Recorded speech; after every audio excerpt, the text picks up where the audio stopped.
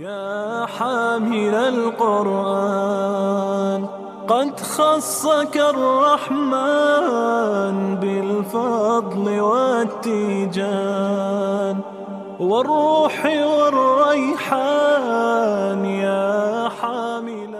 به نام پروردگار عالمیان.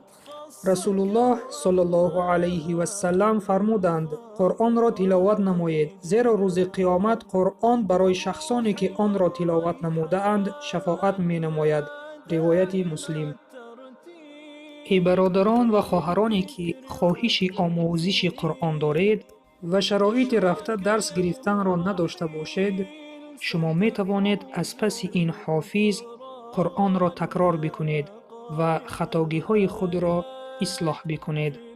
مرحمت عزیزان. بسم الله الرحمن الرحیم. بسم الله الرحمن الرحیم. قل هو الله احد. قل هو الله احد. الله الصمد. الله الصمد. لم يلد ولم يولد. لم يلد ولم يولد. ولم يكن له كفوا أحد. ولم يكن له كفوا أحد.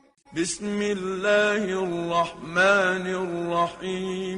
بسم الله الرحمن الرحيم. قل هو الله أحد. قل هو الله أحد. الله الصمد.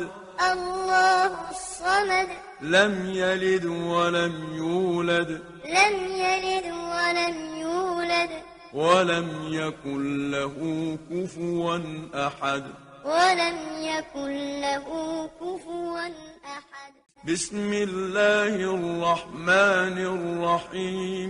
بسم الله الرحمن الرحيم. قل هو الله أحد. قل هو الله أحد. الله الصمد. الله الصمد. لم يلد ولم يولد. لم يلد ولم يولد. ولم يكن له كفوا أحد. ولم يكن له كفوا أحد. باذن الله درس ها را دوام می دهیم.